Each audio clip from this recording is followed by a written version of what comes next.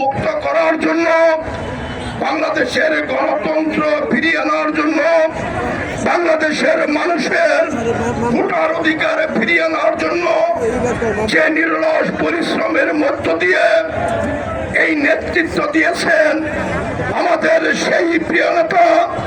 সাবেক প্রধানমন্ত্রী দেশনেত্রী বেগম খালেদা জিয়ার যোগ্যতম উত্তরসূরি, আমাদের দলের প্রতিষ্ঠাতা এবং স্বাধীনতার ঘোষক সাবেক সেনাপ্রধান, সাবেক রাষ্ট্রপ্রধান, শহীদ রাষ্ট্রপতি জিয়া রহমানের যোগ্যতম উত্তরসূরি, আমাদের প্রিয় নেতা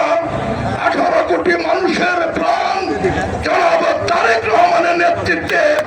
আজ দেশ এই স্বৈরাচার মুক্ত দেশে আগামী মধ্য ফেব্রুয়ারির মধ্যে ইতিমধ্যে অন্তর্বর্তীকালীন সরকারের পক্ষ থেকে ইতিমধ্যে ওই নির্বাচন কমিশনের পক্ষ থেকে আগামী ফেব্রুয়ারির নির্বাচনকে কেন্দ্র করে আগামী ডিসেম্বরের প্রথম সপ্তাহে নির্বাচনের তফসিল ঘোষণা করবে। সেই নির্বাচনকে সামনে রেখে 17 বছর পর আমাদের প্রিয় নেতা